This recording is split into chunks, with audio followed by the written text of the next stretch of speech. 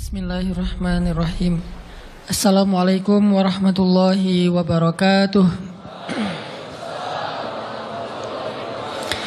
Alhamdulillahi rabbil alamin. Nahmaduhu wa nasta'inuhu wa nastaghfiruh. Wa na'udzu billahi min syururi anfusina wa sayyiati a'malina. Man yahdihillahu fala mudilla lahu wa may yudlil fala hadiyalah. Asyhadu an la ilaha illallah wahdahu la syarikalah.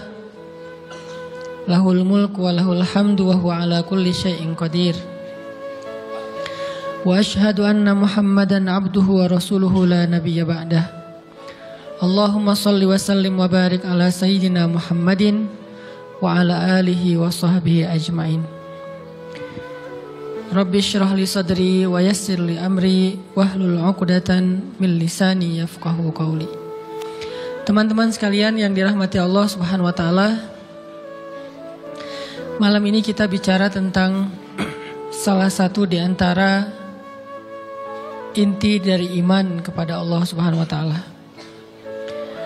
Bisa dibilang hampir semua cabang iman itu intinya adalah sabar.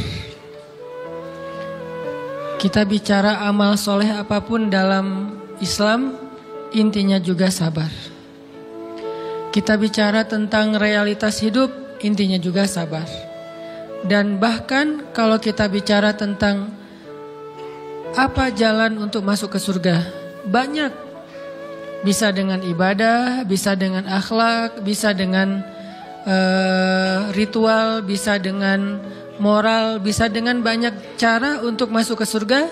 Tapi semua cara itu intinya sama, sabar.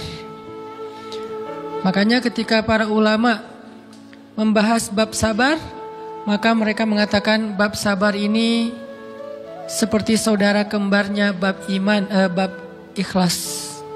Ikhlas, sabar. Ini dua saudara kembar. Sehingga kalau kita bicara tentang Islam, kita pasti bicara tentang dua hal ini. Pertama ikhlas, kemudian sabar. Ikhlas dan sabar ini nanti menjadi modal kita untuk istiqomah sampai akhir hayat kita. Maka pada malam ini kita akan ngomongin tentang masalah sabar. Walaupun ini bukan tema baru, bukan materi yang saya pikir baru pertama kita dengar, tapi saya yakin semua kita tetap harus belajar tentang sabar. Karena walaupun 1000 kali kita dengar tentang bab sabar, toh pada kenyataannya kita kadang kalau mau jujur kepada diri kita sendiri, kayaknya kita belum menjadi orang yang penyabar. Syarat menjadi orang yang penyabar bukan sering mendengar wawasan tentang sabar. Baru disebut orang yang penyabar bukan gara-gara dia tahu ayat dan hadis-hadis sabar. Orang yang penyabar itu adalah orang yang sering ngalamin ujian dan dia bisa lewatin ujian-ujian itu, baru disebut penyabar. Walaupun kadang dia nggak tahu ayatnya, walaupun dia nggak hafal hadisnya, walaupun dia nggak tahu wawasan dan ceramah dengan materi tentang sabar, tapi bisa jadi dia lebih penyabar daripada kita yang duduk dalam majelis ilmu tentang bab sabar. Makanya kita butuh terus untuk belajar sabar, di-refresh lagi dengan kajian-kajian kayak gini. Mudah-mudahan dengan sifat sabar kita akan mendapatkan banyak kebaikan dari Allah Subhanahu wa taala. Bicara tentang sabar, kita coba awali dulu dengan tilawah Al-Quran. Satu pembukaan surat yang isinya persis tentang masalah sabar, yaitu surat Al-Ankabut, surat 29 dari ayat pertama. Surat Al-Ankabut, surat 29 dari ayat pertama.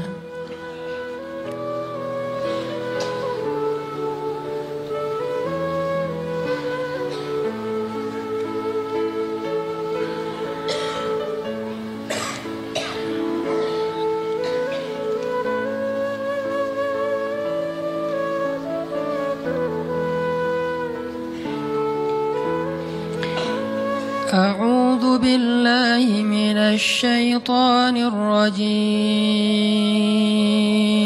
Silakan.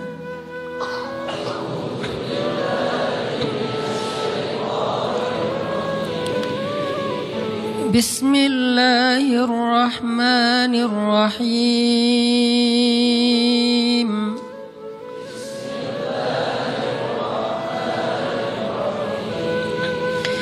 Alif Lam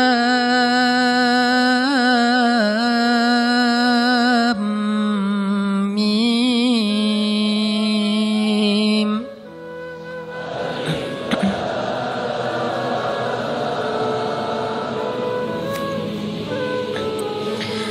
Ahasiban nasu an yutraku an yaqulu amanna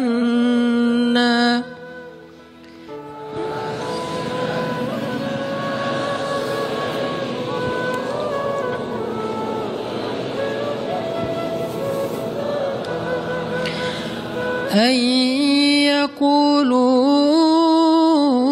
amanna wa hum la yuftanun.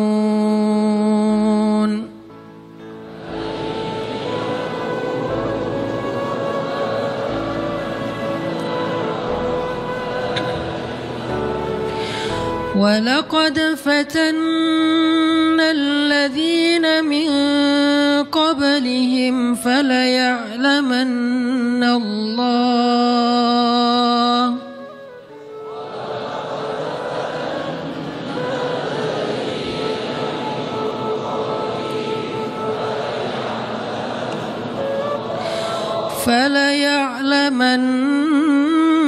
اللَّهُ الَّذِينَ صَدَقُوا وَلَيَعْلَمَنَّ الْكَاذِبِينَ.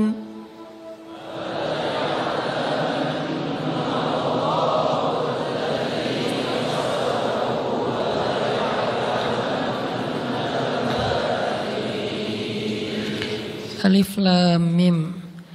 Apakah manusia mengira akan dibiarkan saja mengatakan kami telah beriman, sedangkan mereka tidak diuji?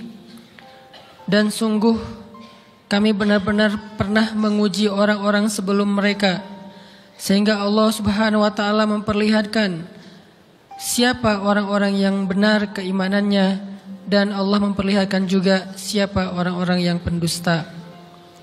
Terus kita loncat ke ayat 10 surat yang sama. Bismillahirrahmanirrahim.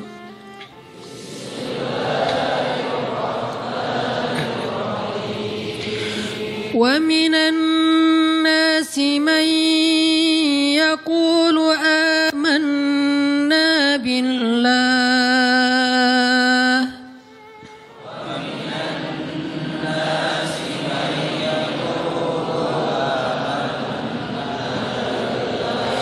فَإِذَا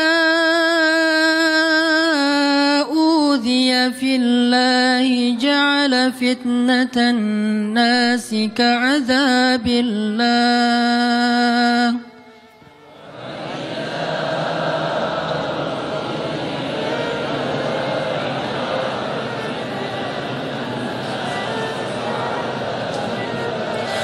وَلَئِنْ جَاءَ نَصْرٌ مِّن رَّبِّكَ لَيَقُولُنَّ إِنَّا كُنَّا مَعَكُمْ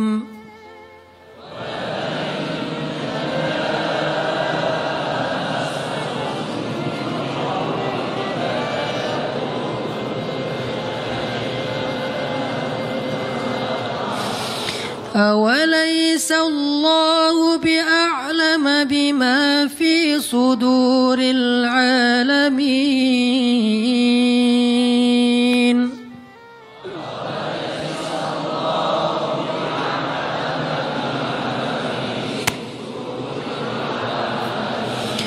وَلَيَعْلَمَنَّ اللَّهُ الَّذِينَ آمَنُوا وَلَيَعْلَمَنَّ الْمُنَافِقِينَ.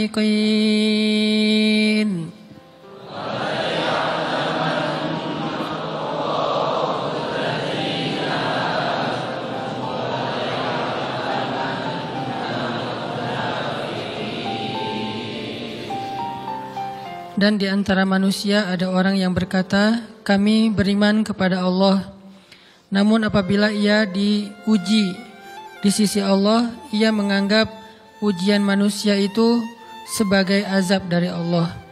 Dan sungguh jika datang pertolongan dari Tuhanmu, mereka pasti akan berkata, sesungguhnya kami ikut bersama kalian. Bukankah Allah lebih mengetahui apa yang ada di dalam dada setiap manusia? Dan sesungguhnya Allah benar-benar mengetahui orang-orang yang beriman, dan sesungguhnya Dia mengetahui orang-orang yang munafik. Shadaqallahul azim. Teman-teman yang dirahmati Allah Subhanahu wa taala, di ayat kedua surat Al-Ankabut, Allah menyampaikan sebuah sindiran. Allah nyindir dengan bahasa, emangnya manusia pikir Allah akan biarin aja mereka mengatakan kami telah beriman, sementara mereka tidak diuji. Ini Allah lagi menyindir orang-orang yang selama ini berputus asa setelah beriman, berputus asa setelah berhijrah, berputus asa dan mengeluh setelah bertaubat. Allah lagi nyindir mereka nih. Seolah-olah Allah bilang, kenapa setelah kalian beriman malah kalian masih berkeluh kesah? Kenapa kalian setelah bertaubat malah menjadi ragu kepada Allah? Kenapa kalian setelah berhijrah malah jadi labil? Bukankah harusnya setelah kalian menyatakan kami taubat, kami hijrah, kami beriman, harusnya iman kalian makin mantap? Dan bukti bahwa iman kalian mantap apa? Bahwa ketika kalian diuji, kalian sama sekali tidak goyah. Jadi Allah Subhanahu wa taala seolah-olah mengatakan bahwa ujian adalah tabiat iman.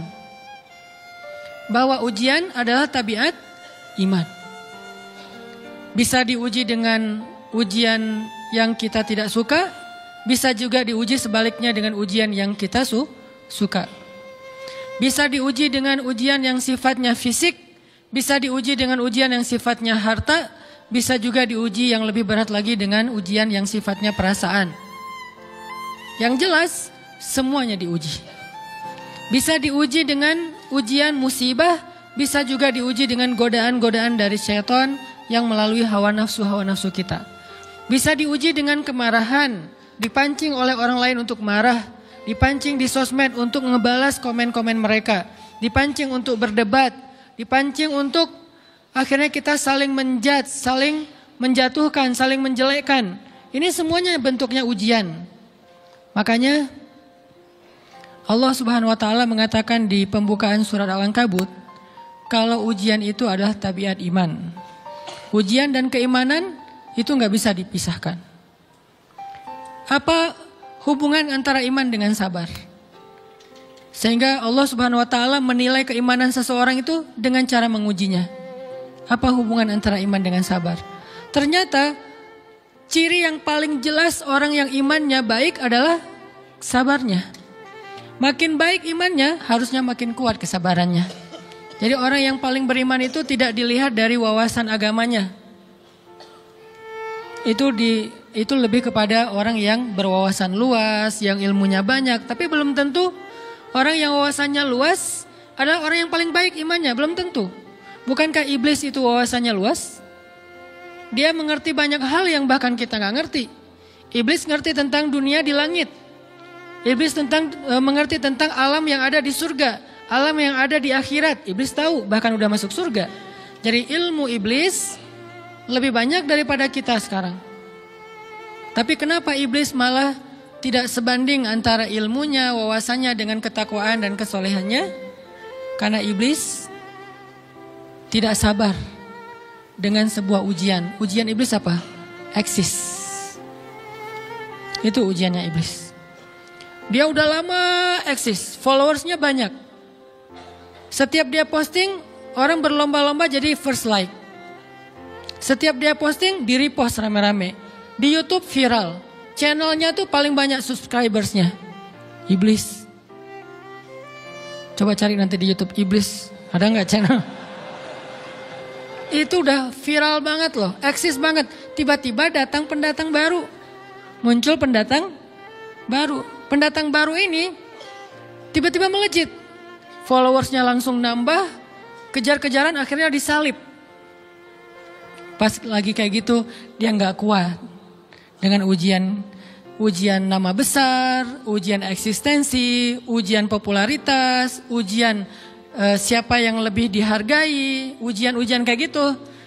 Sama kayak kita kadang-kadang ngerasa udah banyak jasa dalam sebuah organisasi, udah banyak jasa dalam sebuah komunitas, udah banyak jasa dalam sebuah lingkungan, masjid, sekolah, organisasi, teman-teman. Kita yang paling sering berkorban. Tapi ternyata yang eksis, yang masuk media, yang masuk TV justru orang lain. Itu kan ujian ya. Nah ini nih yang kadang-kadang ujian namanya zulzilu, diguncang perasaannya. Bukan diuji dengan fisik, kadang-kadang ujian sakit, capek, lelah, buat kita bisa kita lalui tuh dalam sebuah organisasi nih. Kita lagi bikin kegiatan sosial, baksos di sekolah, dengan OSIS-nya, dengan ROHIS-nya, di kampus, dengan BEM-nya, dengan LDK-nya. Kita bikin acara baksos. Kan effortnya lumayan ya. Kita begadang untuk meeting, kita survei lapangan, kita kerja malah tidur sehari cuma 1,5 jam, 2 jam. Fisik kita lelah, fisik kita capek, kadang sampai sakit. Sampai dirawat di rumah sakit gara-gara kena misalnya tipes gitu, gara-gara kita habis-habisan bekerja. Itu buat kita gak masalah. Ujian fisik kita lalui. Dan besok mau ngadain lagi, kita yang paling semangat dan aktif. Gak masalah capek juga. Gak masalah juga kita lelah. Gak masalah kurang tidur. Gak masalah berjalan jauh. Gak masalah. 1. Ujian harta. Kita yang justru nombokin. Kita yang nalangin dulu modal-modal untuk kegiatan-kegiatan tersebut. Kalau ternyata gak tercover dananya, akhirnya nggak bisa dibalikin talangan kita, nggak apa-apa, kita ikhlas, kita berkorban dengan harta kita. Butuh apa? Saya bayarin. Butuh apa? Kita lewatin ujian harta. Tapi begitu ujian perasaan, kita udah capek, lelah, kurang tidur, nombokin, nalangin habis-habisan. Ternyata teman kita yang jadi ketua panitia ada kadang cuman masalah itu doang, atau dia yang jadi PR-nya. Yang namanya PR ketika diliput oleh media kan dia yang muncul mukanya kan. Akhirnya diundang oleh misalnya hitam putih lah atau apalah. Kok dia yang muncul di sana? Atau diundang berdua tapi sampai di sana dia yang banyak ngomong, kita diam aja. Pulang-pulang pundung. Begitu besok mau ngadain lagi udah gak mau terlibat. Left group. Kenapa itu terjadi? Ujian zulzilu, perasaan. Itu yang dialamin oleh iblis. Iblis rela banget disuruh beribadah, sujud beribu-ribu tahun, kuat iblis. Kalau kita mungkin jidatnya hitam, kalau iblis mungkin udah kepala-kepalanya hitam, saking rajinnya sujud. Wah, ibadahnya udah ribuan tahun. Iblis disuruh berkorban dengan harta yang dia miliki, dia kasih aja semuanya. Tapi kalau disuruh dia ngalah dari Adam untuk memimpin alamin, menjadi khalifatullahi fil ard, menjadi pemimpin, wakilnya Allah di muka bumi, buat iblis ini berat. Kenapa dia? Ana khairum min, saya lebih baik daripada dia. Saya lebih senior daripada dia. Saya lebih sehat daripada dia. Saya lebih keren daripada dia. Saya lebih. Ujian emosional, ujian ego, ujian perasaan. Itu yang lebih berat buat kita. Kadang sakit dan dirugiin orang lain, teman segala macam kita masih oke lah. Selama ini asal kita ngumpul selalu gua yang bayarin, oke deh, nggak usah dibahas. Baru dibahas nanti pas sakit hati. Kalau belum sakit hati kan nggak dibahas kan? Nggak apa-apa deh, kita terus yang bayarin, kita traktirin ngopi apa segala macam. Nggak pernah dibahas. Kebersit sih di benak kita, cuman nggak mau dibahas. Kenapa? Udahlah biarin aja, easy going. Kemudian kayak kita yang capek harus rempong sana kemari segala macam. Selalu acaranya di rumah kita. Akhirnya kita yang bayarin, kita yang rempong, nyiapin segala macam, bebersih sendiri. Tapi begitu ada yang nyakitin perasaan kita sedikit aja, semua itu balik lagi. Dari dulu ya. Nah keluar kan? Kenapa? Dipancing oleh ujian perasaan. Jadi ternyata yang paling berat itu adalah zulzilu, diguncang perasaannya. Kita kadang-kadang habis-habisan buat seseorang, nggak masalah. Hujan-hujanan dia yang pakai jas hujan, kita nggak pakai apa-apa, nggak apa-apa. Sakit-sakitan juga, dikerok dan segala macam, biarin aja. Kalau perlu misalnya kalau bannya lagi kempes, dia naik Grab, kita dorong-dorong motor terus cari tempat segala macam sampai tengah malam. Nggak apa-apa deh buat dia. Apa sih yang nggak buat kamu? Begitu dia selingkuh, keluar semuanya. Mulai list report keuangan. Wah dulu sekian, sampai uang receh-receh juga dihitung kan ya. Kenapa bisa kayak gitu? Perasaan kan? Nah ini nih yang kita coba belajar. Mungkin malam ini kita lebih banyak membahas tentang sabar terhadap ujian perasaan. Karena banyak macam-macam ujian. Nah gimana kita memanage perasaan kita. Gimana cara kita merecovery perasaan kita dengan bab sabar. Insya Allah nanti akan kita lanjutkan setelah selesai sholat isya. Barakallah. Bismillahirrahmanirrahim.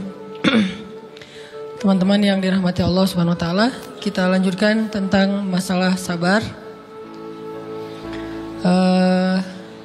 Terutama sabar zulzilu, ketika kita diuji dengan ujian ego, marah, perasaan, sakit hati, yang kayak gitu-gitu.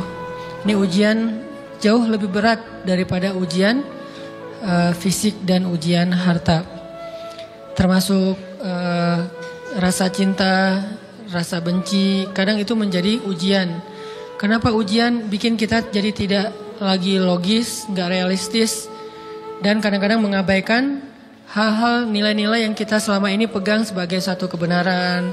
Kita ngabaikan batasan-batasan syariat. Ini semuanya ujian dari Allah Subhanahu wa taala. Sehingga tidak disebut orang yang beriman kecuali ketika Allah Subhanahu wa taala melihat dia sabar dalam ujian. Kalau dia nggak sabar dalam ujian, malah di dalam pembukaan surat Al-Ankabut tadi Allah menggolongkan mereka termasuk orang-orang yang munafik. Apa arti yang orang munafik? Orang yang mengaku beriman tapi sebetulnya dia tidak beriman. Apa salah satu buktinya? Dia tidak sabar. Jadi kalau kita mau menilai diri kita mukmin atau munafik, dan ini bukan materi untuk menjudge orang lain. Oh ternyata dia itu munafik, bukan. Lagi-lagi konsep kita belajar itu angle-nya untuk diri kita sendiri. Saya sangat tidak merekomendasikan kita belajar untuk mendapatkan kaca pembesar, mencari-cari kesalahan saudara kita. Tapi kita belajar untuk semakin bisa bercermin untuk menemukan aib dan kekurangan diri kita. Jadi semakin kita tahu ilmu agama, semakin kita tahu ayat dan hadis, semakin kita punya cerminan untuk menilai diri kita dan memperbaiki diri kita. Bukan nyari kaca pembesar untuk memperjelas aib-aib dan kesalahan orang lain. Kalau kita pengen menilai diri kita ini orang yang mukmin atau munafik, caranya lihat aja kita sabar nggak nih, terutama dalam masalah emosional, dalam masalah ego, dalam masalah marah, dalam masalah hawa nafsu, dalam masalah perasaan cinta, dalam masalah benci segala macam. Masih bisa nggak kita adil bahkan kepada orang yang kita benci? Adil kepada orang yang kita benci, adil kepada musuh sekalipun. Bahwa jangan sampai kita gara-gara gak suka kepada seseorang, kita berlaku zalim kepada dia. Jangan. Ini berarti kita harus ngelawan ego kita sendiri. Ego untuk memaafkan orang lain. Ego untuk bisa melupakan kesalahan orang lain. Ego untuk bisa berlapang dada dengan hal-hal yang gak nyaman daripada orang lain. Ini adalah ujian yang paling berat. Di situ kita bisa lihat kita nih mukmin atau munafik. Kalau nggak pernah sabar sama sekali dalam masalah ego, dalam masalah emosional, berarti jangan-jangan kita tergolong di antara orang-orang yang kata Allah, wa ma hum bimu'minin. Mereka bukan orang yang beriman. Kata Allah di surat Al-Ankabut, mereka itu adalah wala ya'lamannallahul munafikin, orang-orang yang munafik. Nauzubillah min dzalik. Kalau kita merasa pernah sabar terhadap emosi kita, sekarang kita lihat sesering apa kita sabar terhadap emosi kita. Maka derajat seorang mukmin tergantung tingkat kesabarannya. Ada yang orang sabar hanya kalau disakiti dengan satu kata.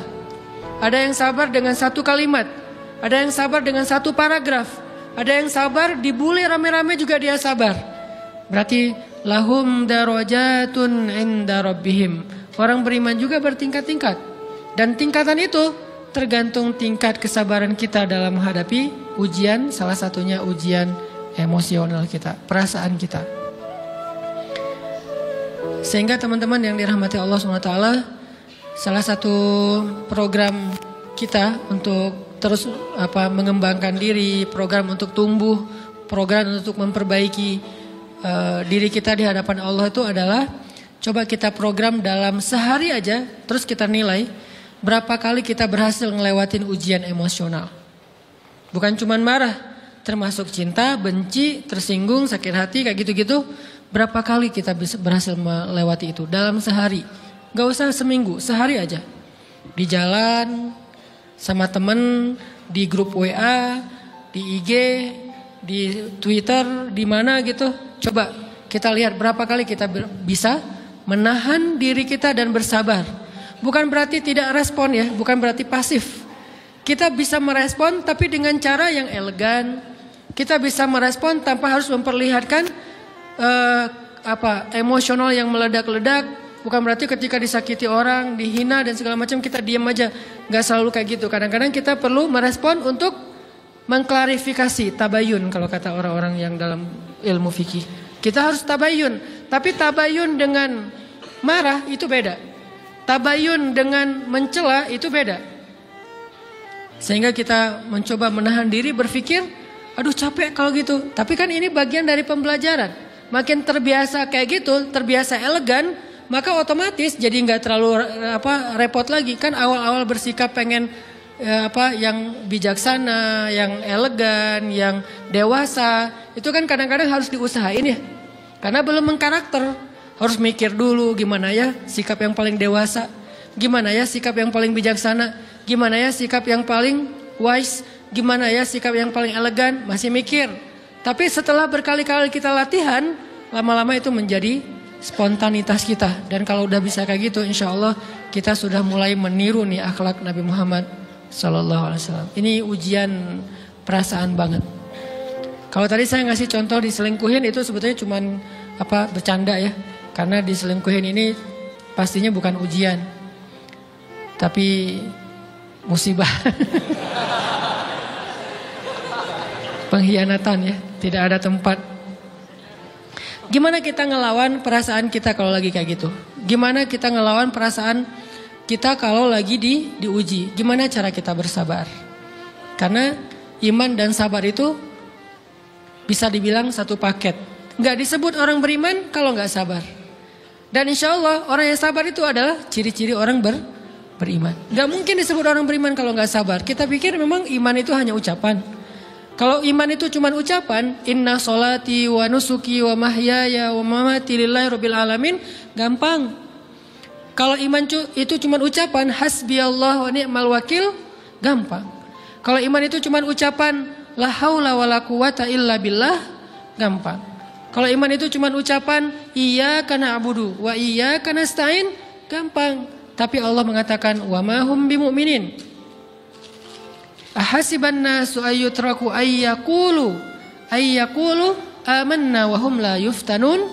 Emangnya cukup dengan hanya mengatakan kami telah beriman lalu tidak diuji? Ternyata iman adalah sabar dalam ujian. Jadi nggak mungkin orang disebut beriman sementara dia tidak sabar, sementara dia emosional, sementara dia temperamen, sementara dia orangnya meledak-ledak, sementara dia orangnya mengeluh, sementara dia orangnya berputus asa. Nggak mungkin. Karena ulama mengatakan la tayasu, jangan berputus asa. Fa innal ya's laisa min akhlaqil muslim atau mukmin. Karena sesungguhnya keputusasaan bukan di antara akhlak orang yang beriman. Orang yang beriman itu tidak pernah berputus asa. Serumit apapun masalah kita, kalau kita punya yakin sama Allah bahwa Allah ala kulli syai'in qadir, maka kita pasti akan punya harapan. Kalau kita yakin bahwa Allahu Akbar, sebesar apapun masalah kita, Allah lebih besar daripada masalah kita kan? Bukankah kita mendengar Allahu Akbar, Allahu Akbar. Ada gitu yang lebih besar daripada Allah? Harusnya kita tidak pernah berdoa kepada Allah sambil mengatakan ya Allah saya punya masalah besar. Itu sama aja dengan kita ngeledekin Allah. Sama aja kayak kita datang ke teman kita bilang gini, saya mau pinjam duit. Enggak akan banyak kok, saya tahu kamu kalau kebanyakan kamu nggak akan sanggup. Kan nggak mungkin kita ngomong gitu kan ya. Saya lagi banyak hutang nih. Saya mau minta tolong sama kamu. Insya Allah saya nggak akan minta seutuhnya. Saya tahu kamu juga kurang duitnya. Saya minta dikit-dikit aja lah. Kan nggak gitu kan cara kita minta tolong. Sama aja kita doa, ya Allah saya punya masalah besar. Ngomong ke Allah punya masalah besar. Kalau kita ngomong ke manusia kayak gitu wajar. Tapi ke Allah, ya Allah saya punya masalah kecil nih. Apa? Ada hutang sedikit, berapa? 100 M. Allah kan ghaniyun, maha kaya. Jadi jangan pernah mengatakan 100 M itu besar di hadapan Allah. Kita ngeremehin Allah banget. Bukankah Allah maha kaya? Jangan pernah mengatakan bahwa musibah kita, ditinggalkan orang yang kita cintai, dibully seluruh dunia, itu besar di hadapan Allah. Bukankah Allah cukup buat kamu, kata kamu? Inna sholati wa nusuki wa mahyaya hasbiyallahu ni'mal wakil. Jadi Allahu Akbar. Sehingga kalau kita berdoa, ya Allah saya punya sedikit masalah.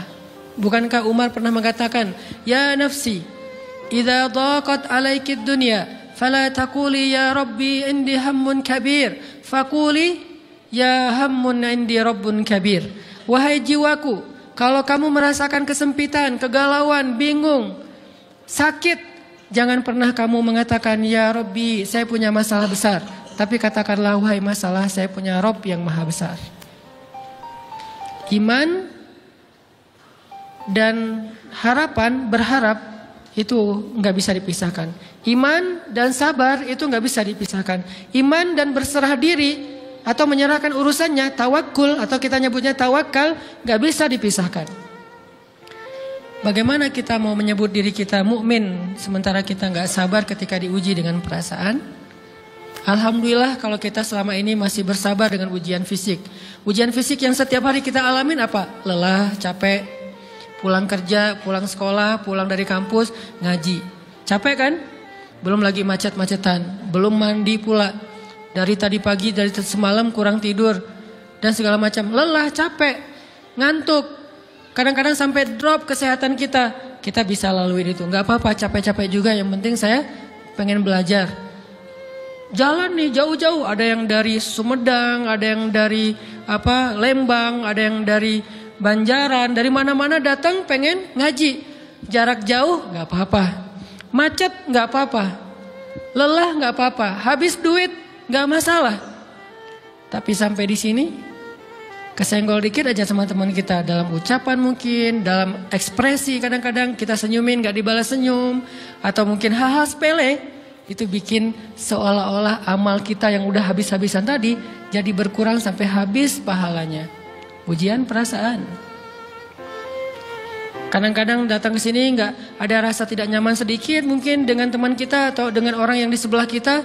Akhirnya kita merasa tersinggung. Akhirnya kayak jadi berlebih-lebihan. Di tangga, di pintu, pas keluar, di tempat wudhu, di mana. Hal sepele sebetulnya, tapi mengganggunya bukan fisik kita. Yang terganggu bukan harta kita, tapi yang terganggu perasaan kita nih, rasa nyaman kita yang terganggu. Seolah-olah hilang semuanya. Jadi gak berarti. Ini namanya ujian teman-teman. Mudah-mudahan kita bisa istiqomah dalam masalah perasaan ini. Pertanyaan sederhananya adalah gimana sih cara kita menghadapi itu? Saya juga lagi belajar, ini bukan kata saya ya, tapi saya coba merangkum dari beberapa hadis, dari beberapa ayat. Mudah-mudahan ini jadi semacam tips dari Allah, dari Rasul, cara kita supaya lebih sabar dalam menghadapi ujian, khususnya ujian perasaan. Pertama, saya mengambil dari hadis riwayat yang diriwayatkan dari Abu Hurairah, hadis Hasan. Nabi SAW mengatakan, "Ma yazalul bala'u bil mu'mini wal mu'minati fi nafsihi wa waladihi wa malihi hatta yalqallaha ta'ala wa ma alaihi khati'ah." Tidaklah seseorang selesai diuji, baik dia laki-laki orang yang beriman atau perempuan yang beriman, baik itu ujiannya terjadi pada dirinya atau melalui anaknya atau melalui hartanya. Artinya ujian harta, ujian fisik, ujian perasaan, sampai dia bertemu dengan Allah dan dia tidak punya dosa. Apa maksud dari hadis ini? ujian itu tidak akan berakhir kecuali kalau dosa kita sudah habis. Allah akan menguji kita terus untuk membersihkan diri kita dari dosa. Sehingga yang harus kita coba bangun awareness dalam diri kita kalau lagi diuji, Allah pengen membersihkan dosa saya nih. Sehingga kita ridho dengan ujian, bukan ikhlas ya. Kalau ikhlas ibadah, kalau ujian ridho, rela. Saya ridho ya Allah walaupun ini berat. Saya ridho ya Allah walaupun saya berharap Engkau beri jalan keluar. Saya ridho ya Allah walaupun saya berharap ditolong oleh Allah. Tapi tetap ridho diberikan ujian itu sambil berdoa diberikan jalan keluar, ditolong, diberikan keajaiban. Cuman gak mau mengeluh. Dan berdoa meminta jalan keluar bukan mengeluh, itu ibadah. Berdoa itu ibadah dalam Islam. Sehingga Allah suka banget sama hamba yang berdoa. Allah suka dengan hamba yang curhat. Nabi itu kalau lagi curhat, doanya aja bisa berjam-jam cuma doa doang tuh. Kayak hadis Aisyah pas lagi cemburu malam-malam kan. Aisyah lagi tidur. Ini jatah malamnya Aisyah. Tiba-tiba dia nyari-nyari raba-raba. Nabi gak ada. Dicari di kamar mandi gak ada. Biasanya Nabi sholat di sebelah Aisyah. Wah curiga nih jangan-jangan ke rumah si fulan. Dicari ke rumahnya. Ditelepon gak aktif mungkin lagi dicas. Datang ke rumahnya. Ketuk pintu. Hafsah Nabi di rumah kamu enggak? Enggak Aisyah, beneran. Cari ke rumah Sofia. Sofia, Nabi di sini enggak? Enggak, beneran. Cari ke rumah Maria. Maria di sini enggak Nabi? Enggak. Kemana ya Nabi? Rumah istri-istri yang lain enggak ada. Pas balik ke rumahnya, ngelewat masjid, ngelihat Nabi lagi sujud di Masjid Nabawi di mihrab, dan Aisyah mendengar Nabi menangis sambil berdoa, dan sujudnya itu seperti membaca 1 juz Al-Quran. Dan itu isinya doa nangis. Robbi. Jadi kalau kita katakan gak usah banyak berdoa sama Allah, malu. Justru Allah suka kepada hamba yang berdoa. Justru sebaliknya kalau kita jarang berdoa atau enggan berdoa, buat Allah itu orang sombong. Allah gak suka hamba kayak gitu. Kamu gak butuh saya. Sama kayak kita lagi ada masalah, punya teman yang punya kelebihan harta, terus kita kayak bingung gitu nyari kesana kemari pinjaman, dia gak dikasih tahu. Pas dia tahu dari orang lain, dia ngomong apa? Kamu gak nganggap saya ya? Emangnya saya bukan teman kamu? Kok kamu punya masalah keuangan tapi saya gak dikasih tahu, malah saya tahunya dari orang lain? Tersinggung kan? Kalau teman kita aja tersinggung, apalagi Allah. Kamu punya masalah kok gak ngomong ke saya, wahai hambaku? Bukan berarti Allah gak tahu. Allah tahu, cuman Allah berhak, bukan ingin ya, berhak untuk dilibatkan. Allah berhak untuk dicurhatin. Allah berhak untuk dijadikan tempat kita untuk habis-habisan menangis dan melampiaskan masalah kita kepada Allah dalam bentuk curhat-curhat dan doa. Sehingga kalau kita berdoa, ya Rabbi, Allah langsung inni qarib, mendekat Allah kepada kita. Jadi teman-teman yang dirahmati Allah, kalau kita punya masalah, kita coba bangun awareness, oh Allah pengen membersihkan dosa-dosa saya nih.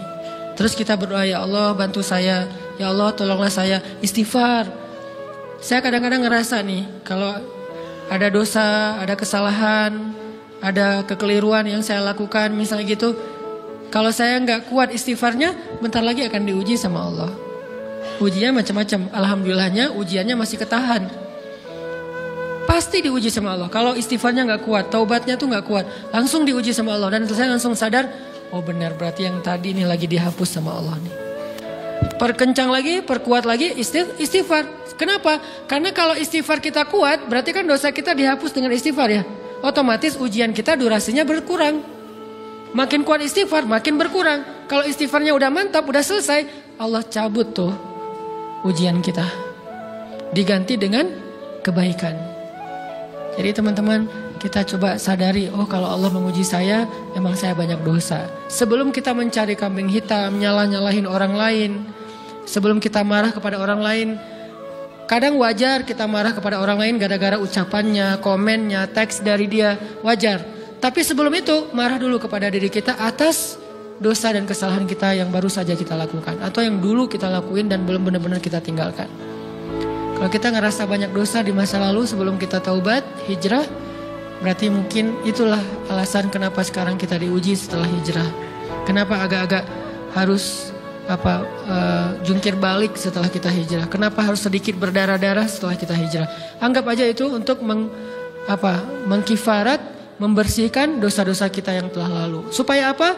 Supaya kalau kita pulang kepada Allah, kita pulang dalam keadaan bersih. Dan itu pasti akan menjadi orang yang paling beruntung. Daripada nanti diberesin di akhirat, mending diberesin di dunia kan. Soalnya kalau diberesin di akhirat itu lebih berat.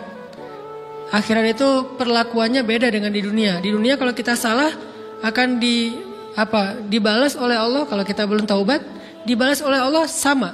Tapi di akhirat ukurannya beda. Sehingga heran ya, kalau ada orang yang merasa beruntung lolos dari hukuman dunia, dia pikir dia udah lolos dari hukuman Allah. Mending dia beresin deh di dunia daripada nanti di akhir berlarut-larut. Itu bahaya banget. Kalau buat saya pribadi dan saya yakin teman-teman juga kayak gitu, nggak mau ada masalah di akhirat, mending masalah di dunia aja. Tapi masalah di dunia juga kita nggak mau berlarut-larut, pengen cepat dimudahin sama Allah. Caranya istighfar. Tidaklah Allah memberikan kepada kita ujian kecuali salah satu alasannya pengen menghapuskan dosa. Idza kathurat dzunubul 'abdi wa lam yakun lahu min 'amalin liyukaffiraha fabtalahu Allahu bil hazan liyukaffiraha. Kalau seorang hamba banyak dosa dan dia nggak cukup amal untuk mengkifarat dosa-dosanya, Allah akan menguji dia dengan rasa sedih, dengan rasa kecewa, dengan rasa berat, sakit hati untuk mengkifarat dosa-dosanya. Itu yang kita bangun. Sehingga kalau ada masalah sama orang lain, kita memperbaiki diri dulu. Bukan sibuk dengan kesalahan dia terus-menerus yang nggak mau kita maafin. Misalnya ada teman kita nih, jadi clash sama kita. Hal pertama yang kita bangun, astagfirullahaladzim, saya banyak dosa nih. Tapi kan yang salah dia, ya. Tapi mungkin dia nggak akan mengatakan kalimat itu, nggak akan bersikap kayak gitu kalau kita nggak punya dosa. Allah sengaja mengutus dia untuk menguji kita lewat kata-katanya, lewat perilakunya, karena kita punya dosa. Jadi penyebab pertama diuji itu bukan teman kita yang salah, itu penyebab kedua. Memang dia salah. Dan itu harus kita akui, realistis lah. Dia salah, dia nggak pas, dia nggak bijak, dia apa. Oke, tapi yang mentakdirkan dia salah kepada kita, Allah Subhanahu Wa Taala. Kenapa Allah takdirkan gitu? Karena kita masih punya banyak dosa. Allah kirim kita ujian, bisa manusia, bisa alam, bisa dalam diri kita sendiri. Itu semuanya adalah cara Allah untuk menguji kita dan membersihkan dosa-dosa kita. Ini yang kita bangun pertama. Yang kedua, kata Nabi di dalam hadis Bukhari, "May yuridillahu bihi khairan." Yang terkenal kan yufaqihu fiddin, itu yang terkenal. Ternyata ada dua modelnya. Ada may yuridillahu bihi khairan yufaqihu fiddin. Siapa yang Allah pengen kasih dia kebaikan kebaikan, Allah akan buat dia mengerti halal dan haram. Itu berarti Allah sayang sama dia. Ini satu model hadis. Ada model yang kedua, mirip redaksinya. May yuridillahu bihi khairan yusib min. Hadis Bukhari. Siapa yang Allah pengen ngasih dia kebaikan, Allah uji. Hah? Kok gitu caranya?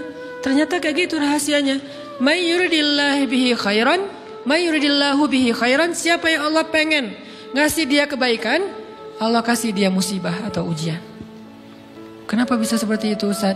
Fa inna ma'al usri yusra, inna ma'al usri yusra. Seolah-olah Allah bilang di dalam ayat itu, kalau kalian mau dapat kemudahan, biasanya lewatnya kesusahan dulu. Kalau kalian pengen dapat keberuntungan, biasanya dapatnya kerugian dulu. Tapi keberuntungan dan kerugiannya pasti gak sebanding. Keberuntungannya jauh lebih besar daripada kerugiannya. Kerugian itu kayak modal doang, DP. Jadi kalau kita mau dapat kejutan dari Allah, Allah kasih kita DP. DP-nya apa? Ujian. DP-nya musibah. DP-nya rasa gak nyaman. Itu DP tuh. DP terhadap apa? DP dari Allah terhadap hadiah-hadiah besar yang Allah pengen ngasih ke kita setelahnya. Cuman banyak orang yang menolak DP ini. Sama kayak kita misalnya. Kalau kita mau ngasih dia hadiah, kita kasih dia kayak kejutan dulu. Dia lagi ulang tahun nih, disiram air dulu. Setelah itu dikasih hadiah-hadiah yang mahal. Rela gak disiram air demi hadiah? Rela, udah siramin lagi aja. Kalau setelahnya ada hadiah. Yang kita gak rela, kalau setelah disiram, disuruh bersih-bersih sendiri dan gak dikasih apa-apa, kan gak rela tuh.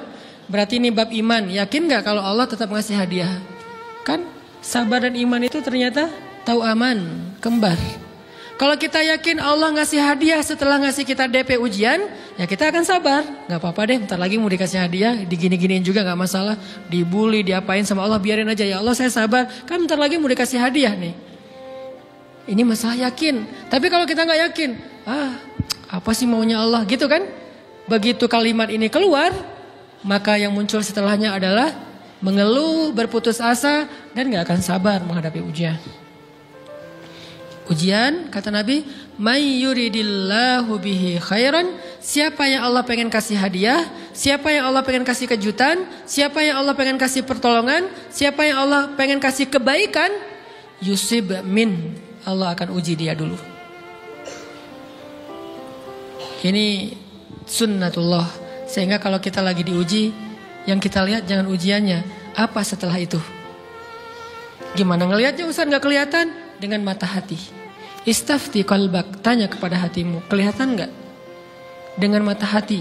Gimana ngelihat dengan mata hati? Dengan iman, saya percaya Allah pasti ngasih kebaikan setelah ini. Orang Allah sendiri yang ngomong, gak ada satu huruf pun di Al-Quran yang salah. Apalagi satu ayat, apalagi dua ayat. Fa inna ma'al usri yusra, ditegesin lagi. Inna ma'al usri yusra. Tapi usr dulu, baru yusr. Dikasih kesusahan sedikit, dikasih kemudahan yang banyak. Dikasih kesusahan sedikit, dikasih kemudahan yang banyak. Ini yang kita coba bangun, tajdidul iman. Bangun memperbaharui yakin. Sehingga ketika kita diuji, sedih, wajar.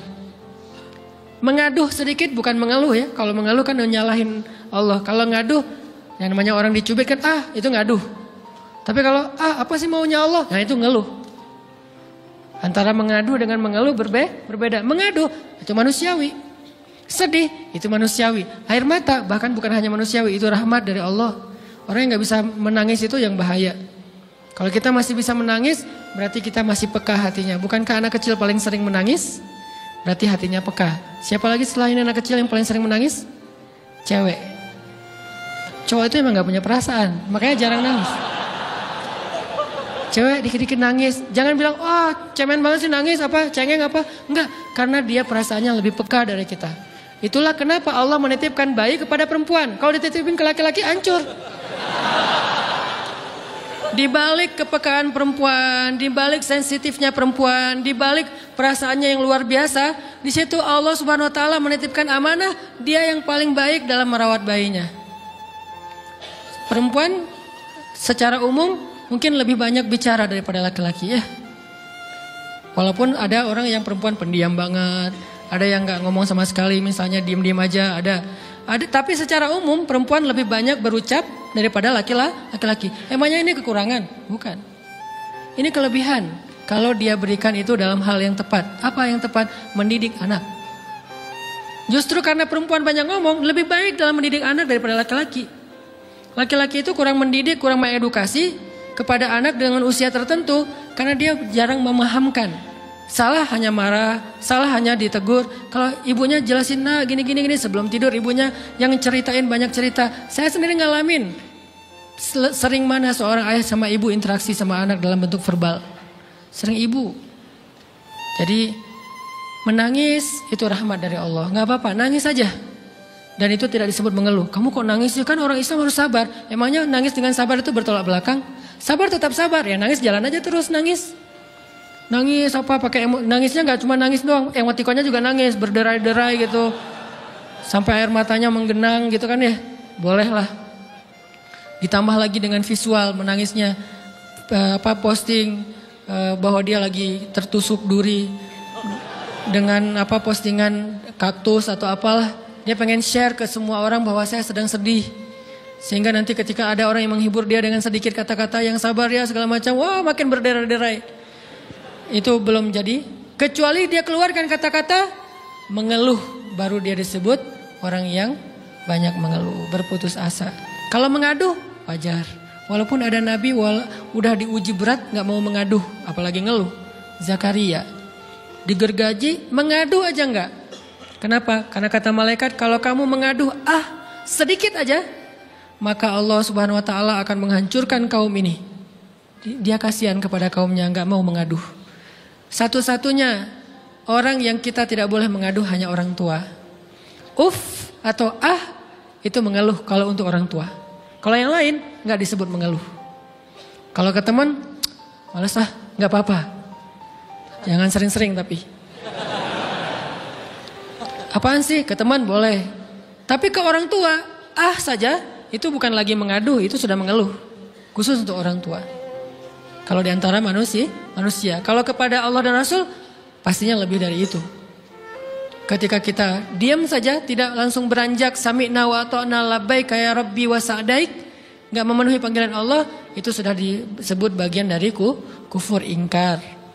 Tapi minimal kita mungkin masih mengaduh, kita masih menangis, kita masih lelah, kita masih merasa lemah, setidaknya kita tidak mengeluh. Kenapa? Kita percaya Allah kalau mau ngasih hadiah kepada hambanya, DP-nya itu ujian.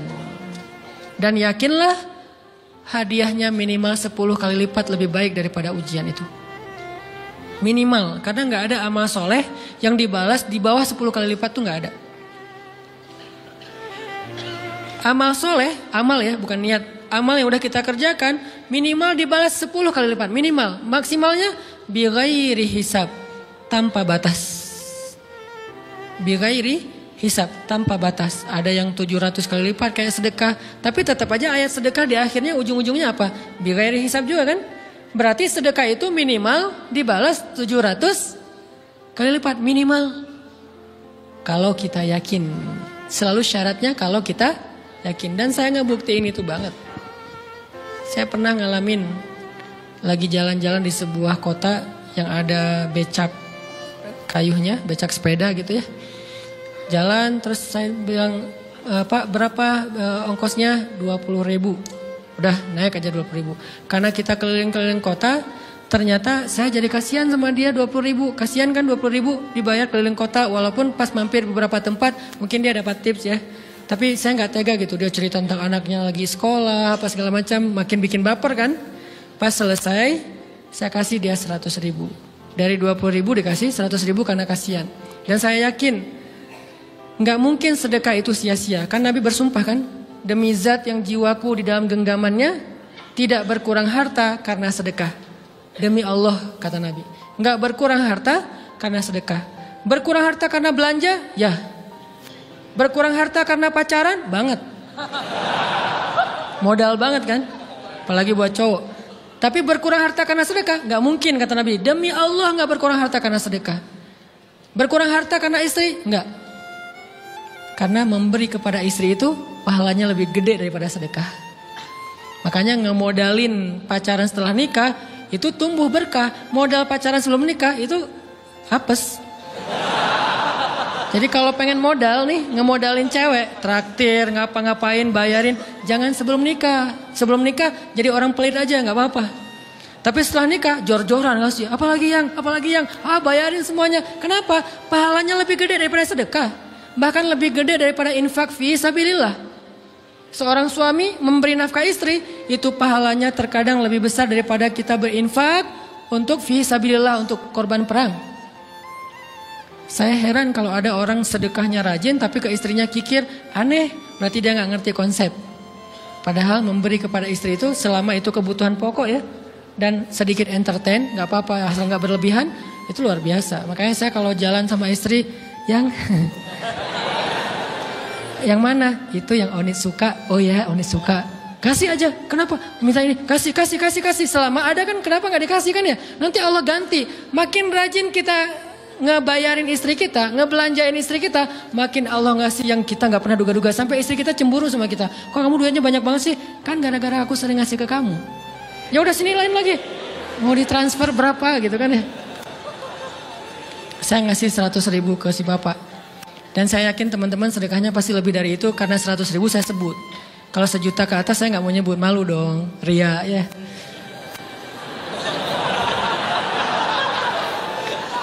Sebenarnya nggak pernah sih. 100.000 deh, karena kan kecil. Saya kasih 100.000. Ternyata begitu saya kasih 100.000, dia doa. Nah ini nih pentingnya sedekah ke orang yang membutuhkan tapi nggak minta-minta. Dia tulus. Dia langsung doa, ya Allah Pak, mudah-mudahan rezekinya lancar, berkah, bertambah dan segala macam, bahagia keluarganya. Doa-doa ini semuanya dikabulkan dalam hitungan hari. Pertama, bertambah bahagia rumah tangganya, dapat kecupan dari istri. Dia nganggap suami saya cowok banget sih, mulai satu nih. Dua, demi Allah, selang 15 jam kalau nggak salah, karena waktu itu malam, besok paginya ada orang yang ngejar-ngejar saya pengen ngasih hadiah. Ustadz, saya pengen ketemu Ustadz. Maaf, saya nggak bisa ketemu sekarang, lagi rush, lagi tight schedule, gitu-gitulah, sosok gaya nggak jelas gitu ya. Terus Ustadz, saya pengen banget ketemu. Dia nggak ngomong pengen ketemu apa. Kalau dia bilang mau ngasih duit kan langsung saya prioritaskan kan ya. Berhubung dia nggak ngomong, ya udahlah, saya sosok jual mahal gitu. Tapi yang namanya rezeki kan gimana kita tolak, dia datang kan. Saya nolak. Pokoknya sebentar aja, 5 menit nggak akan ganggu waktu Ustadz. Ya udah besok pagi ya pas breakfast gitu. Pakai gaya-gaya dikit breakfast. Pas breakfast, oh ya siap Ustaz, jam berapa? Jam 8, udah janjian jam 8. Mungkin orangnya nih dengar live streaming, Pak jazakumullah khair jaza. Makasih banyak, mudah-mudahan Allah tambahkan rezekinya. Terus beliau besok mau flight ke luar kota, jam 8, akhirnya ngubungin lagi malamnya, Pak Ustaz maaf gak bisa ketemu besok. Karena saya jam 8 itu jadwal terbang. Oh ya udah gak apa-apa, seneng dong saya gak jadi ketemu kan. Tahu gitu kan nyesel saya tuh, seneng. Besok pagi jam 6, Pak Ustadz, alhamdulillah ternyata penerbangan saya di-delay ke jam 11. Allah delay penerbangannya demi ngasih rezeki buat saya. Kan luar biasa kan? Nah, ini hikmah kepedean saya, kegeeran kepada Allah gitu. Di-delay demi saya. Kan kadang-kadang GR ya di depan Allah ya. Robbi akraman kan gitu ayatnya. Allah memuliakan saya dengan istighfar tetap. Akhirnya saya bisa ketemu Ustadz. Saya nggak baca WA-nya. Terlambat baca, baru baca jam 8. Dia udah mulai agak putus asa. Kayaknya udah gak mungkin ketemu nih. Jam 8 pas saya baca, ternyata orangnya nggak di delay. Ya udah saya balas, ya udah sekarang saya tunggu ya jam 9. Maaf, cuma sebentar. Nggak apa-apa Ustaz, 5 menit. Datang dia. Datang ngasih apa coba? Ngasih duit 200 juta. Demi Allah. Cuman berselang beberapa jam, saya tolak-tolak. Tahu gitu Pak, datang malam ini aja.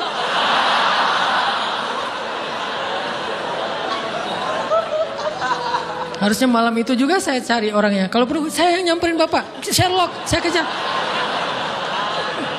Manusia gitu banget ya. Tapi Masya Allah di situ saya jadi tahu, oh doa orang itu lebih akurat, lebih mantap, lebih diijabah daripada doa saya. Mungkin bukan karena sedekah, tapi karena doa setelah sedekah. Ya Allah dan segala macam dimudahkan sama Allah. Itu luar biasa loh. Saya nggak percaya. Saya pikir main-main. Orang nih iseng kayaknya pengen ketemu doang, pengen selfie. Ternyata pas saya cek, ditransfer, di capture, Ustadz udah ditransfer. Saya, jangan-jangan nih jebakan Batman gitu ya. Nyari-nyari sana segala macam. Alhamdulillah ternyata emang niat baiknya pengen, alhamdulillah saya terkesan, saya dapat hidayah lewat Ustadz segala macam. Sekarang saya pengen membalas jasa Ustadz walaupun kecil 200 juta. Untung saya nggak kaget dan kemudian pingsan. Pak 200 juta, stroke kan ya, bahaya. Lebih mahal dari 200 juta. Ini keajaiban ya teman-teman. Jadi kita tuh, saya kan sering bilang keajaiban itu terjadi tergantung tingkat iman. Bukan saya udah soleh banget, enggak. Saya belajar terus untuk yakin deh sama Allah. Modal kita tuh kan gini sebetulnya kan. Duit kita tuh banyak loh teman-teman. Cuman gak disimpan di bank, gak disimpan di saku, disimpannya di sisi Allah. Bedanya apa sih? Kenapa kita kalau disimpan di bank tenang? Saya lagi punya duit banyak dari 100 juta. Di mana? Di bank, aman. Kenapa kalau disimpan di saku aman, tenang? Kenapa kalau disimpan Allah nggak tenang? Kenapa kalau disimpan di Allah kita bilang nggak punya duit? Ini kan nggak fair sama Allah. Nggak punya duit nih. Siapa bilang nggak punya duit? Kan ada Allah. Tinggal minta sama Allah. Tapi nggak ada wujudnya. Tapi kan ada janjinya. Bukankah janji Allah lebih kuat daripada wujud? Bukankah iman harusnya lebih mantap daripada sesuatu yang konkret yang kita lihat? Ada duitnya di sisi Allah. Kenapa nggak dikasih? Karena kita belum butuh. Kalau kita yakin duit kita itu ada di Allah, tapi dikasihnya pas kita butuh. Begitu butuh ya Allah, langsung dikasih sama Allah. Itu banget benar-benar terjadi dalam kehidupan kita. Pasti kayak gitu. Tingkat tergantung kita yakin apa enggak. Nih kalau Allah bilang, "May yuridillahu bihi khairan", Allah kalau pengen ngasih hadiah kepada seorang hamba, Allah kalau pengen ngasih kejutan kepada seorang hamba, yusib. Allah kasih dia ujian sedikit aja. وَلَنَبْلُوَنَّكُمْ بِشَيْءٍ sedikit بِشَيْءٍ مِنَ الْخَوْفِ وَالْجُوعِ وَنَقْصٍ مِنَ الْأَمْوَالِ وَالْأَنْفُسِ وَالثَّمَرَاتِ wa basyiris sabirin. Kami uji sedikit aja dengan rasa lapar, dengan rasa takut, dengan sedikit kekurangan ini dan itu, sedikit. Tapi wa basyiris sabirin, sampaikan kejutan kepada orang yang bersabar. Sampaikan kejutan kepada orang yang bersabar. Jadi bisa dibilang kejutan-kejutan hidup kita itu munculnya dengan iman dan sabar. Dengan iman dan sabar. Iman artinya yakin, husnuzon sama Allah. Ana inda dhanni abdi bi. Aku tergantung prasangka hambaku kepadaku. Sabar, wasta'inu bis sabri was shalah. Minta pertolongan Allah, caranya dengan sabar, kemudian dengan sholat. Pasti Allah tolong. Ustaz, saya udah sabar, sabar lagi. Isbiru wasabiru. Kalau udah sabar, bersabar lagi. Sampai kapan Ustaz? Sampai Allah Subhanahu wa taala benar-benar mengakui kesabaran kita. Setelah itu Allah pasti kasih. Terus apa yang harus saya lakukan Ustaz? Buktikan di hadapan Allah kita itu hamba yang penyabar. Jangan bilang ya Allah saya akan sabar. Jangan, tunjukin aja. Ya Allah kurang apa lagi dari saya? Tunjukin aja. Nanti Allah sendiri yang akan memberi kita gelar sabirin. Sehingga Allah bilang wabasyiris sabirin. Sampaikan berita gembira kepada hambaku yang sabar. Dan kalau Allah udah ngasih berita gembira, itu beruntun loh. Kita sabar kayak Allah tahan dulu nih ya. Kejutan. Allah tahan dulu hadiahnya buat kita tuh. Ditahan, tahan. Makin lama makin sulit pastinya. Makin lama makin berat, makin lama makin berat, makin berat. Begitu dibuka kerannya, itu gak ada selesai-selesainya. Sampai kita kebingungan. Loh, kok datang terus-terusan. Kayak gitu cara Allah memperlakukan hambanya. Nabi Ayub. Sakit pertama, sakit fisik. Sakit kedua, sakit hati. 2 penyakit Nabi Ayub. Fisik pertama, beliau lumpuh, beliau sakit. Sakit hatinya apa? Ditinggalkan oleh orang-orang terdekatnya. Anaknya meninggal. Sedih kan? Kemudian pembantu-pembantunya pada resign. Makin kecewa. Dasar kalian. Kemudian teman-temannya pada menjauh. Grupnya nge-live dia. Bukan dia live grup. Grupnya yang nge-live dia. Orang unfollow. Tiba-tiba followersnya tinggal 1 doang. Yang tadi ada ribuan. Sekarang tinggal 1. Istri satu-satunya yang masih setia mendampingi beliau. Tinggal 1 followersnya. Kebayang gak tuh? Yang posting udah sepi. Udah gak ada yang nge-like. Istri aja yang nge-like. Ini nih Nabi Ayub. Ditambah lagi datang keluarganya ke rumah Nabi Ayub. Gak mau ketemu dalam jarak dekat. Dari luar ngomongnya, Ayub kami gini. Kemarin kamu harta kamu tuh kan kamu ada masalah minjam duit karena istri kamu nih gimana nih bayarnya? Terus mereka tutup muka, nggak mau tertular. Mereka bilang jangan dekat-dekat dengan Ayub. Yang lebih parah lagi ada yang sampai nuduh gini. Ternyata ya kamu itu selama ini bukan orang soleh. Selama ini kamu tuh pura-pura pencitraan ordai. Ini buktinya nih. Ternyata akhirnya Allah tunjukin juga borok kamu, aib-aib kamu. Ternyata kamu itu selama ini orang munafik. Jadi Nabi Ayub malah dituduh orang jahat, orang yang terkutuk, yang selama ini mencitrakan diri sebagai orang baik gara-gara sakit itu dituduh demikian. Sedih luar biasa. Bertahun-tahun, ada riwayat mengatakan 17 tahun, ada yang mengatakan lebih atau kurang. 17 tahun ditahan semua kebaikan oleh Allah kecuali 1, iman. Sehingga Nabi Ayub tetap yakin Allah Maha Baik. Pokoknya yakin Allah Maha Baik. Allah gimana pun diuji, Allah Maha Baik.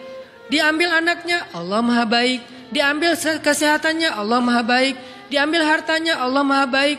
Jadi orang yang tadinya paling kaya di negerinya, sekarang paling miskin di negerinya.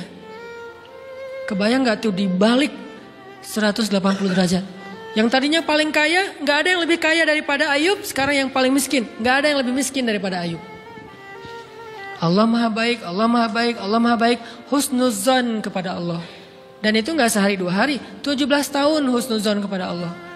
Pada puncaknya ketika istri beliau harus menjual rambut, gundul, potong rambut, dijual demi apa? Udah gak tahu lagi mengemodalin apa untuk ngasih makan Nabi Ayub. Akhirnya nyari-nyari kerja gak ada yang nerima. Jual rambut, pakai jilbab di rumah gak buka-buka jilbab. Ayub curiga. Yang kenapa kamu gak buka jilbab di hadapanku? Gak apa-apa, kan lagi musim panas, gak apa-apa. Akhirnya Nabi Ayub minta tolong dibukain ada apa, curiga kan. Pas dibuka udah botak rambut istrinya. Nabi Ayub menangis. Kenapa, apa yang terjadi? Istrinya bilang, suamiku gak ada lagi modal buat kita makan. Saya cari-cari kerja sana sini, gak ada yang nerima. Bahkan untuk mandiin hewan aja nggak diterima. Akhirnya saya jual rambut saya, mudah-mudahan bisa untuk kita makan beberapa hari. Istrinya keluar, Nabi Ayub menangis, baru Nabi Ayub berdoa. Itu juga doanya malu-malu dan husnuzon. Malu-malu, husnuzon. Gimana kalimatnya? Rabbi massaniyaddur. Ya Allah, saya sakit. Gitu doang ngomongnya. Bukan, ya Allah udah sekian tahun saya sakit, saya gini, saya gitu. Enggak. Ya Allah, saya sakit. Wa anta arhamur rahimin. Tapi tetap ya Allah buat saya engkau yang paling baik. Coba, masih ngomong gitu. Arhamur rahimin. Enggak apa-apa. Jadi seolah-olah mau ngomong, ya Allah saya sakit. Tenang, saya enggak ngeluh ya Allah. Engkau tetap yang paling baik. Gitu coba Nabi Ayub ke Allahnya tuh. Langsung Allah munculkan mata air di bawah kaki Nabi Ayub. Tiba-tiba beliau jadi basah, mandi, sembuh semua penyakit, rontok dengan semua luka-lukanya.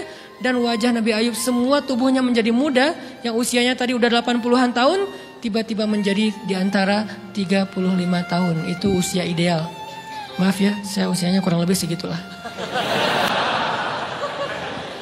Usia penduduk surga antara 30 sampai 40 tahun. Itu usia penduduk surga. Dan usia itu mempertemukan dua kebaikan. Fisiknya sudah sempurna dan akalnya juga kebijaksanaannya sudah sempurna. Kalau di bawah 30 tahun, fisiknya sempurna, akalnya belum sempurna.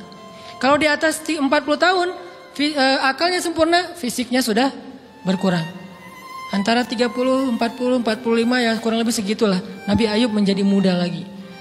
Jadi keren. Persis kayak masa mudanya. Jadi kalau ngelihat foto yang postingan pertama di Instagramnya tuh mirip nih. Kan udah postingan yang ke-1000 ya. Udah berapa tahun dia pakai akun yang sama. Wah, mirip dengan yang dulu. Istrinya datang. Begitu tahu, astagfirullahaladzim, ada cowok keren di rumahnya. Tapi mirip Ayub. Cuman gak mungkin ini Ayub. Langsung nyari Ayub, di mana Ayub? Kata Ayub, saya Ayub, suami kamu. Enggak, kamu bukan Ayub. Suami saya itu udah tua, suami saya sakit-sakitan. Kamu bukan Ayub. Mirip sih. Akhirnya, saya Ayub. Apa buktinya kamu Ayub? Ditunjukkan buktinya oleh Nabi Ayub. Apa buktinya? Nabi Ayub menyampaikan beberapa kenangan mereka berdua di masa lalu yang gak ada yang tahu kecuali mereka berdua. Itulah pentingnya kita menyimpan kenangan.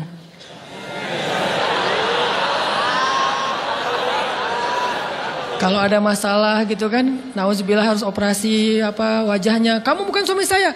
Ada buktinya apa? Ada satu hal yang cuma kita berdua yang tahu.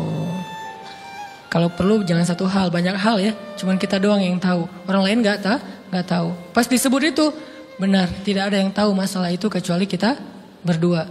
Akhirnya dipeluk Nabi Ayub ngajak istrinya untuk mandi di mata air yang sama. Istrinya mandi langsung muda lagi. Setelah itu Allah SWT beri mereka harta yang sangat banyak. Lihat kalau Allah udah buka, pertama fisiknya disempurnakan lagi. Kemudian Allah turunkan air hujan. Diturunkan hujan bukan air. Hujannya dinar dan dirham. Di belakang rumah Nabi Ayub itu ada tempat penampungan gandum gitu kan. Ada 2 tempat penampungan. Turun hujan pertama dinar.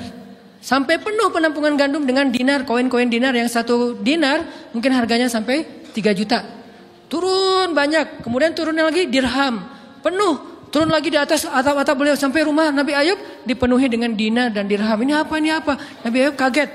Setelah itu istrinya hamil. Setiap tahun ngelahirin 13 anak Nabi Ayub yang sudah Allah wafatkan. Lahir setahun satu. Wajahnya, karakternya, namanya semua persis seperti yang sudah Allah ambil. Seolah-olah mereka belum meninggal tapi mereka hanya pergi dan kembali lagi. Dibalikin semuanya. Dan Nabi Ayub lebih kaya berpuluh-puluh kali lipat daripada sebelum beliau sakit. Buah dari kesabaran.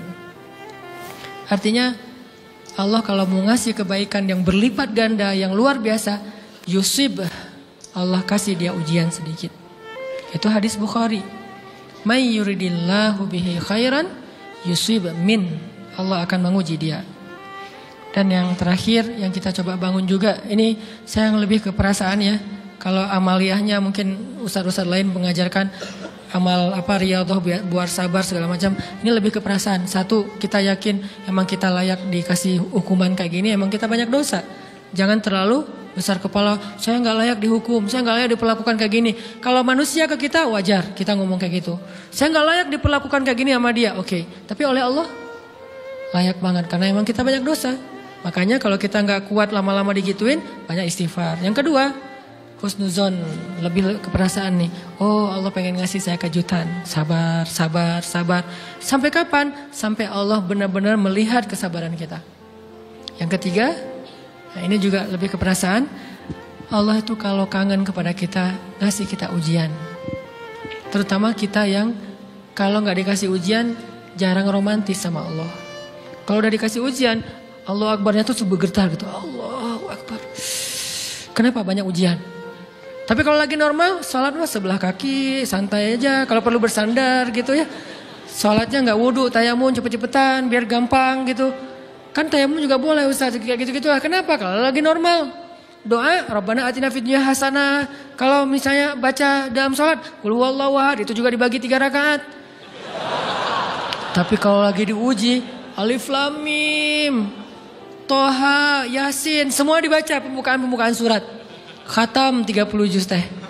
Kenapa? Lagi diuji. Sholat panjang, doa ya Allah habis-habisan. Baru takbir udah nangis, Al-Fatihahnya nangis. Terus kalau ini baca Al-Quran, Bismillahirrahmanirrahim, khusyuk gitu. Tahajud, belum malam dia udah tahajud gitu. Tahajud, kirain udah saking semangatnya. Maksudnya apa belum malam dia udah tahajud?